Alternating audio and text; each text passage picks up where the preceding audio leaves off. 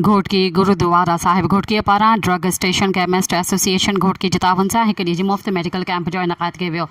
Camp जो इफ़्तिताह गुरुद्वारा साहिब घोटकी जे शेवादारी सरदार दर्शन सिंह ऐं drug and chemist association Ghotki जे सदर विजय कुमार मोटवाणी, नायब सदर राणा रियाज़, जनरल सेक्रेटरी संतोष कुमार कयो। मुफ़्त मेडिकल कैंप में मुख़्तलिफ़ बीमारियुनि जे माहिर डॉक्टरनि doctor Jagdish Kumar, doctor Ashok Kumar, doctor Geeta Dembra ऐं डॉक्टर कोमल कुमारी 200 खां वधीक मरीज़नि जो मुफ़्त चेकअप कयो ऐं उन्हनि खे दवाऊं ॾिनियूं। इन मौक़े ते गुरुद्वारा साहिब जे शेवादारी सरदार दर्शन सिंह ऐं drug and chemist association Ghotki जे सदर विजय कुमार मोटवाणी मीडिया सां ॻाल्हाईंदे चयो त गुरुद्वारा साहिब घोटकी पारां drug and chemist association Ghotki जे तावन सां Bibi Nanki maternity home bypass ते हिकु ॾींहं जो मुफ़्त मेडिकल कैंप मुनक़द कयो वियो आहे।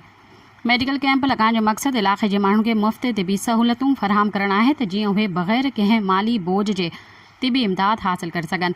हुन चयो त मुफ़्त मेडिकल कैंप में मुख़्तलिफ़ बीमारियुनि जे माहिर डॉक्टरनि शिरकत कई, जंहिं में जिगर, मादे, शुगर, हॾनि, गाइनी ऐं ॿियनि बीमारियुनि जे मरीज़नि जो मुआइनो कयो वियो।